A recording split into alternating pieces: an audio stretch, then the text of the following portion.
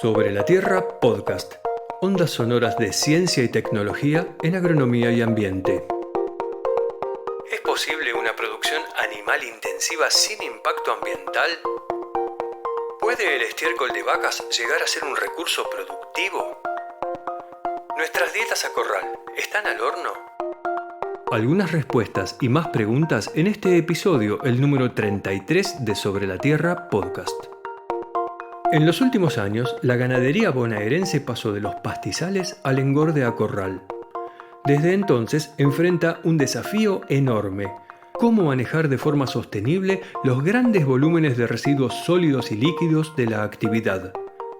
Ana García y Santiago Fleite, docentes de Química Inorgánica y Analítica de la FAUBA, nos cuentan sobre el presente de la producción intensiva de ganado y con qué dificultades y oportunidades se encuentra. ¿Cómo cambió en el tiempo la producción de ganado vacuno en la Argentina? A principios del siglo, conjuntamente con los avances de una agricultura de precisión, las actividades agrícolas se expandieron en tierras y entonces digamos que empezaron a sembrarse en lugares que antes históricamente estaban destinados a la ganadería extensiva, a la producción de pasturas y forrajes para la ganadería extensiva. Este cambio viene de la mano de la producción en feedlot, o sea, la producción de ganado vacuno a corral, tratando justamente de obtener mejores rendimientos en la producción ganadera y también en la producción agrícola, haciendo, digamos, un mayor uso de los recursos, sobre todo del suelo. Desde el principio del siglo que la producción en feedlot viene creciendo en los últimos años de manera exponencial. Hemos hecho trabajos en 2018-2019 con fotografías aéreas en la provincia de Buenos Aires y hay una gran cantidad de feedlot que muchos de ellos no están, digamos, registrados, son feedlot pequeños y medianos, sobre todo en las cuencas de los ríos ubicados y en la pampa ondulada hay una mayor acumulación.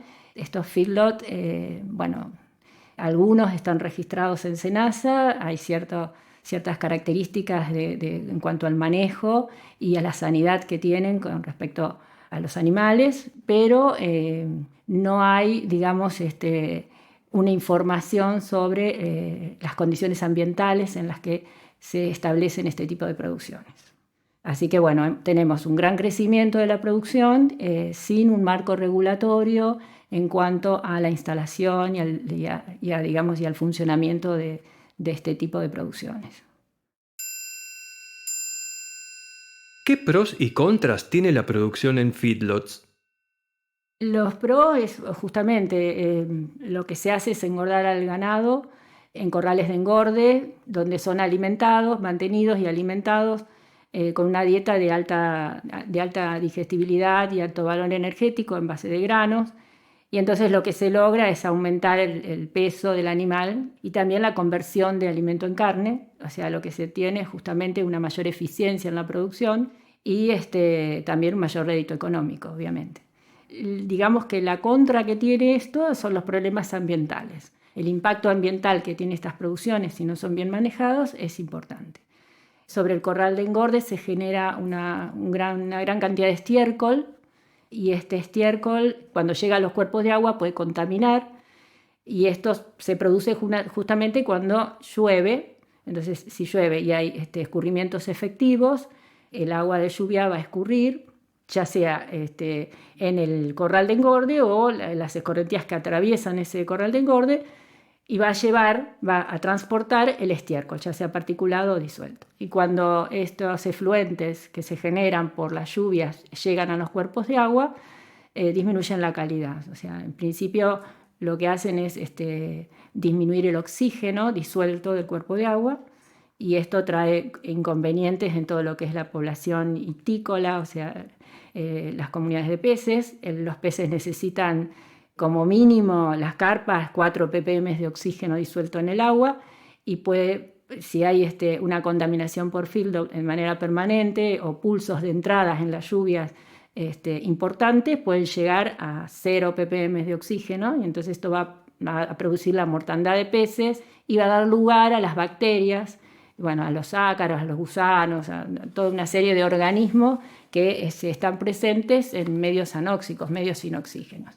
Y esto, por supuesto, trae como consecuencia procesos de fermentación, procesos de putrefacción, malos olores, bacterias, como ya dije, procesos de eutroficación en donde se generan bloom algal de cianobacterias que generan toxinas, neurotoxinas y hepatotoxinas que van a afectar tanto a los animales que la consuman al agua o a los seres humanos. En general los seres humanos no, porque como son aguas que están en mala calidad, el olor mismo ya los espanta, pero los animales muchas veces se generan en vaguadas y demás que van a tomar agua a los animales y afecta totalmente la salud del animal.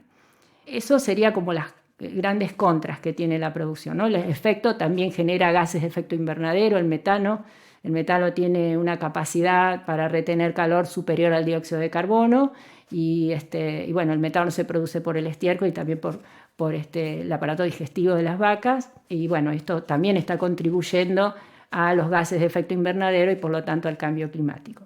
Estas serían las contras que tiene. Ahora, dijimos a favor toda la parte productiva, en contra toda la parte ambiental. Ahora, hay una manera de que estos efectos ambientales se minimicen. ¿Y cómo es? Reutilizando, reciclando el estiércol, o sea, teniendo un manejo racional de lo que es el estiércol. Porque el estiércol, así como contamina, también tiene la capacidad para actuar como fertilizante orgánico. Entonces, si a estas producciones no solamente nos miramos lo que es la producción de carne, sino que también miramos al residuo como recurso para la producción agrícola, entonces estamos justamente teniendo una mirada cíclica, una mirada integral de esta producción que va a ser una producción mixta. Entonces, logrando una producción mixta, uno tiene un manejo de esa producción mucho más sustentable. Para lograr esta producción mixta es que justamente hay que planificar o tener en cuenta un plan de manejo de nutrientes. Y el plan de manejo de nutrientes implica pensar en acciones que vayan desde el momento en que se generan los nutrientes con el estiércol en el campo, en el corral de engorde, hasta acciones que van a la utilización del estiércol en un campo agrícola. O sea, acciones que van desde cómo se junta el estiércol, se almacena en el corral, se saca del corral y se almacena en otro lugar, qué tratamiento se le va a dar, qué tratamiento se le da al efluente que se genera, hasta después finalmente utilizarlo en un campo agrícola. Todas esas acciones tienen que contribuir a lo que se llama un plan de manejo de nutrientes. En cuestiones de tratamiento, ¿qué avances hay hasta el momento? Como hoy te comentaba, el plan de manejo de nutrientes es justamente poder lograr una economía circular. Nosotros actualmente, con todo lo que es el manejo de residuos, se está llevando a cabo lo que se denominaría una economía lineal, que sería obtener materias primas para usarlas para un producto. Esas materias primas pueden ser renovables o no renovables. Se obtiene un producto con esas materias primas, pero además se obtiene un residuo que se desecha. Eso quiere decir que la materia prima no está utilizada al 100%. Va a haber algo de esa materia prima que se desecha, que se desestima, ¿no? Se pierde. Esto sería una economía lineal. Obtener un producto y un residuo, el residuo va a disposición final, sea un relleno sanitario o lo que sea. Y una economía circular implica justamente lo contrario, o sea, no generar residuo, no generar contaminantes, sino que el residuo que se está generando en una determinada producción pueda ser considerado un recurso para otro producto o para poder ser reutilizado. Es decir, que esa materia prima que se usa, ¿sí?, se pueda usar en un 100% o en el mayor porcentaje posible. Y sobre todo esa materia prima tiene que ser, o a lo que se está tendiendo, es que sea una materia prima renovable. Es decir, que recursos renovables puedan servir para generar un producto y ese producto, si bien puede dejar un residuo, que ese residuo sea considerado también un recurso para generar otro producto o bien para reusarse. Entonces, en este sentido, en esta economía circular, en donde no se generan residuos, en donde el producto tiene que mantenerse y favorecer el medio ambiente, este sistema feedlot, digamos que está recontra bien visto. ¿Por qué?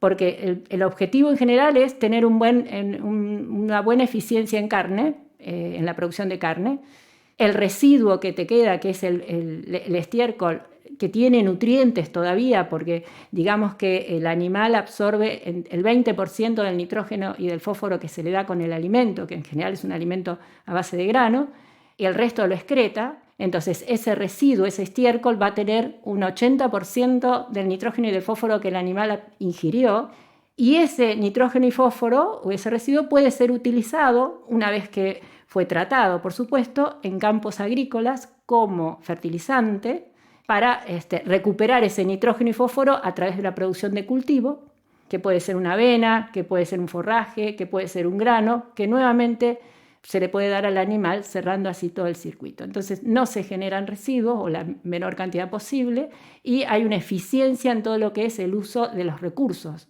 sobre todo de los nutrientes, que cuesta muchísimo para un productor, porque la producción de urea no solamente cuesta porque es un producto químico que se obtiene en un laboratorio, sino que además porque justamente la producción de amoníaco para generar la urea va a consumir una gran cantidad de energía de carbón fósil, sobre todo, entonces de energía no renovable. Y además también el fósforo, porque el fósforo tiene un origen sedimentario, nosotros no tenemos yacimientos de fósforo, estamos importando el 100%, entonces de esta manera, recuperando el fósforo de estos residuos, se abaratarían un montón de costos, además de proteger a todo el medio ambiente. Entonces estarían cumpliendo los 3 principios de la economía circular. No se generarían residuos, los nutrientes o el producto, en este caso el nitrógeno y el fósforo, se mantendrían en el sistema, no habría pérdida, no habría externalidades, y por otro lado se cuidaría el ambiente y sobre todo los ambientes que están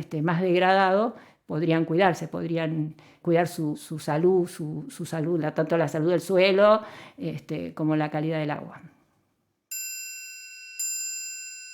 ¿Qué se requiere para minimizar los impactos ambientales de los feedlots? La cuestión del tratamiento de efluentes de feedlot es bastante compleja desde el punto de vista de compararlo con otros tipos de sistemas que requieren tratamiento de sus efluentes. Uno normalmente está acostumbrado a pensar en efluentes orgánicos como los cloacales, que ya tienen más de un siglo y medio de tradición ya y de desarrollo, tecnologías bien establecidas de cómo tratarlos, cómo disponerlos y demás. Y en términos generales, todos los sistemas que están ya desarrollados y establecidos están pensados para sistemas donde la generación es continua, un efluente que en promedio es más o menos siempre lo mismo. Cloacal, por ejemplo, más o menos siempre tiene la misma materia orgánica, el mismo tipo, una composición parecida. En cambio, en el caso particular de los feedlots, la generación es primero discontinua, porque depende de las lluvias, es decir, cada vez que llueve se genera el efluente. Entonces, ¿qué efluente se genera? Depende de cuánto llueve, cuánto tiempo pasó desde la última lluvia, porque eso condiciona el estado del estiércol en la superficie de los corrales, cuán intensa fue esa lluvia, que eso va a cambiar qué tipo de materia orgánica se moviliza, si más gruesa, si más fina, cuán mineralizada está, qué carga de ganado tiene el feedlot en ese momento en particular. Entonces tenés mucha heterogeneidad. Entonces, por ejemplo, los tratamientos biológicos comúnmente usados no son viables, porque cuando vos tenés esas diferencias tan grandes, los reactores tienen muchos problemas para estar en estado estacionario, para funcionar. Dicho coloquialmente, se te mueren los bichos. No podés sostener el sistema de manera sencilla y que el resultado funcione bien. Y por otro lado, en la Argentina en particular, tenemos una enorme densidad de feedlots en la pampa húmeda, donde tenemos precipitaciones entre 800 y 1100 milímetros anuales. Entonces estamos hablando de miles de metros cúbicos de efluente que se generan. De manera tal que la experiencia que hay en otros países en el tema, sobre todo lo que es lagunaje, es decir, agarrar todo el estiércol, todo el efluente, y derivarlo a una gran laguna o una serie de lagunas para que en esta se trate biológicamente, no es factible. Al menos no así nomás, no sin un tratamiento previo. Nosotros estamos trabajando en estos momentos en distintas alternativas, principalmente lo que es la sedimentación, que básicamente implica separar todos los sólidos que trae el efluente como primera etapa, ya sea sola, es decir, lo que se llama sedimentación de gruesos, todo lo que solito puede decantar, decanta. Y por otro lado, la coagulación-floculación, que consiste en agregar un compuesto al agua que permita separar la materia orgánica coloidal, parecido a como se hace en las piletas, cuando uno quiere separar los sólidos que están particulados, que después se sedimentan y se pasa un barrefondo, una cosa por el estilo. Esto se hace en un equipo que se llama sedimentador, Nosotros ya hemos hecho pruebas prepiloto a campo, colocando un sistema de bombeo, una toma flotante y en continuo, pasando coagulante al efluente para registrar luego en función del tiempo la estabilidad del proceso. Entonces, una cosa así, un proceso físico-químico se denomina, es independiente del tipo de materia orgánica que tenés, de la heterogeneidad de la generación, porque depende básicamente de un switch. Vos lo prendés, lo usás y lo apagás. Entonces, en el feedlot, incluso de manera portátil, si uno quiere, puede tener el equipo montado en un camión. Uno podría usar el equipo en momentos de altas lluvias, cuando no llueve, no se usa, y se tiene un sistema de acumulación donde se regula, digamos, la cantidad de efluente que uno toma para el sistema de tratamiento y después se lleva a un uso secundario, ya sea a descarga, o sea, lo que sería una forma de disposición final, si eso resulta viable o necesario, o si no, se puede recurrir a la reutilización, como lo que comentaba Ana.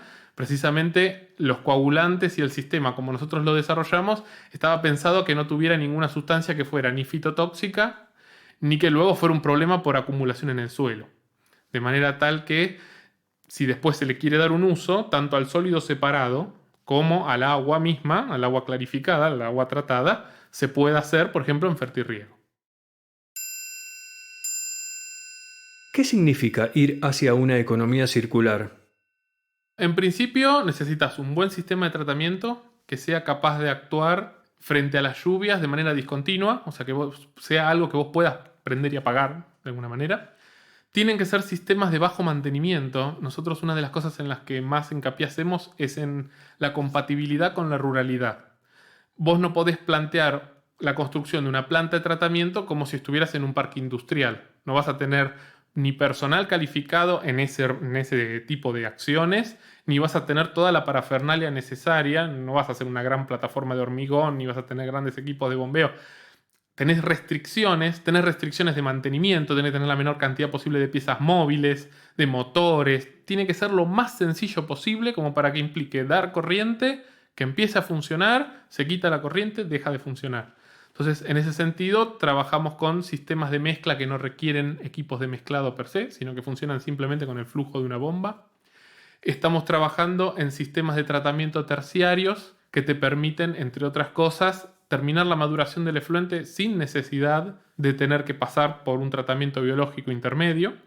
Y después, eso por el lado del tratamiento, necesitas también controlar todas las salidas de este efluente, todas las salidas de nutrientes y demás dentro del establecimiento, dentro de un plan de mitigación. Básicamente eso te implica que los corrales estén bien diseñados, el feedlot, si se puede, obviamente para los que todavía no se han instalado, que se instalen zonas de bajo riesgo, lejos de cuerpos de agua, en divisorias, zonas de baja pendiente, pero también que no se encuentren en bajos inundables. Y para los que ya están, que haya un buen sistema de recolección, que los canales tengan algún tipo de impermeabilización, aunque sea bentonita, alguna forma mínima de impermeabilización para proteger las aguas subterráneas, que las lagunas estén bien diseñadas. Para eso sí existen criterios, cómo hacer para contener el volumen necesario para que no haya desborde, básicamente. Y después, con esa planificación, deberías poder desarrollar la actividad sin tener un impacto significativo, por lo menos en la parte de aguas. Después también hay algunas cuestiones del tema atmosférico que hay que tener en cuenta, polvos, olores y otras cosas que se minimizan con cortinas forestales y algunas otras cuestiones, pero principalmente el impacto sobre las aguas se subsana de esas dos maneras. Con un buen sistema de tratamiento, ya sea en el mismo feedlot o que se coparticipe entre varios feedlots, esto que te decía de un sistema portable, o bien la otra parte que es la mitigación en sí, que implica tener colección de los efluentes, un buen sistema final de acumulación donde no tengas luego pérdidas al agua subterránea y un correcto diseño de los corrales para que la escorrentía sea conducida de manera consistente hacia los sistemas de tratamiento. Por último, es de vital importancia tener en cuenta también, para que funcione toda esta cuestión del feedlot y su compatibilidad ambiental, el tema de las reglamentaciones, tanto a nivel nacional como provincial y municipal, que controlan esta actividad. Para dar un marco muy general, en la Argentina la legislación ambiental está muy fragmentada. A nivel nacional, la mayor parte de las normativas son exhortos, es decir, trátese de cuidar el agua, básicamente, una cosa así. Son todas cosas muy genéricas, sin implementaciones concretas, salvando excepciones puntuales como la ley de residuos peligrosos, que aún así depende de cada provincia su implementación. En el caso particular de la provincia de Buenos Aires, que es donde nosotros desarrollamos nuestra actividad, el marco normativo específico para la actividad feedlot es de lo menos claro que hay, porque está subdividido en muchas autoridades de aplicación distintas. Hasta hace un tiempo estaban la Autoridad del Agua, la OPDS, el Ministerio de Ambiente y la nueva autoridad a ser designada para los feedlot, en la ley de feedlot. Ahora la OPDS no existe más y lo tomó el Ministerio de Medio Ambiente. Dentro de esas cosas, por ejemplo, la actividad feedlot depende para su aprobación de la Ley Nacional de la Ley Provincial, de Erradicación Industrial, que, como su nombre lo indica, está preparada para la erradicación de industrias, con lo cual todo el protocolo y proceso que tiene no tiene nada que ver con la parte agrícola. La ley de feedlot algo subsanó, pero lo dejó en el aire desde el punto de vista normativo. Y después, lo único que tenés para tomar un criterio técnico, para poder armar un sistema de tratamiento, lo primero que uno necesita es saber qué tiene que tratar y hasta dónde, cuánto tengo que sacar. Ese es el criterio de diseño.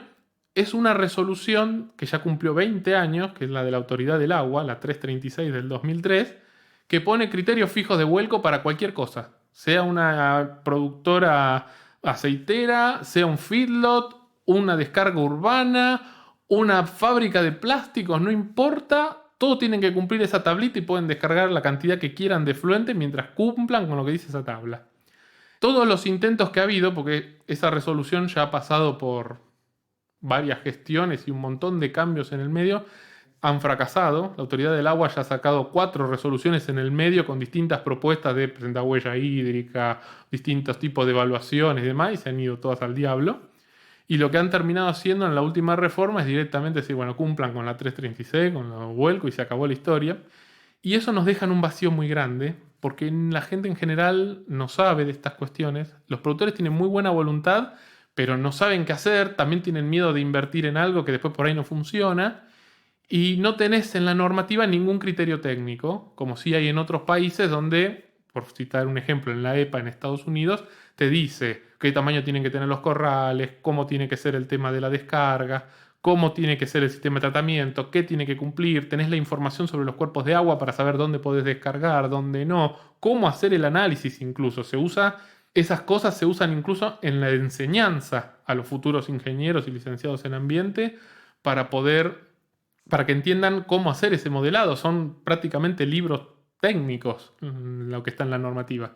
Y acá eso no existe, no hay absolutamente nada y como es una inversión importante, no permite que se haga. Eso por un lado. Y por otro lado, la misma resolución, la 336, es recontra exigente en la concentración y no exigen nada en caudal. O sea, en principio puede haber un arroyito que se seca en verano y uno puede descargar ahí 1.000.000 de metros cúbicos por segundo mientras cumpla con la resolución, lo cual es un delirio total. Y por otro lado, uno puede tener un río como el Paraná y no le puede descargar una gota por año de algo que tenga 10% más que lo que dice la resolución. Es medio delirante, sobre todo desde el punto de vista del costo. Hay que tener en cuenta, esto es algo que no es tan sabido, pero remover el 90% de un contaminante tiene un costo, supongamos, de 1, remover el 95% tiene un costo de 10, remover el 99% tiene un costo de 10.000 y remover el 99,9 sale 1.000 millones. Le aumenta exponencialmente el costo a medida que uno quiere aumentar el porcentaje de remoción. Entonces, al ser tan sobreexigente, hace que no sea útil, o sea, que no se puedan construir los sistemas por costo, y al mismo tiempo hace que no tengas ningún tipo de forma de planificar un diseño de nada. Entonces, la mayoría termina optando por no construir ningún sistema y, tristemente, optar por una multa en lugar de realizar los sistemas de tratamiento que correspondería. Lo ideal sería eventualmente ir a una norma que contemple concentración y caudal, es decir, lo que se llama normar en masa, qué cantidad de masa puedo descargar, y eso ahí ya te da mucha más flexibilidad, además de tener que contemplar los distintos cuerpos de agua, ¿no? Tendría que haber un ordenamiento por cuenca como para que yo diga, bueno, ¿dónde conviene que me instale con mi producción? Me fijo, esta cuenca tiene mayor resiliencia, hay menos cantidad de filos ya instalados, puedo hacer la descarga, puedo tener todo ordenado, puedo reciclar dentro de mi establecimiento y sin que eso me represente un costo exorbitante. Pero bueno, requeriría una reingeniería de toda la normativa de la provincia de Buenos Aires con respecto a la parte de efluentes que es un bodrio importante.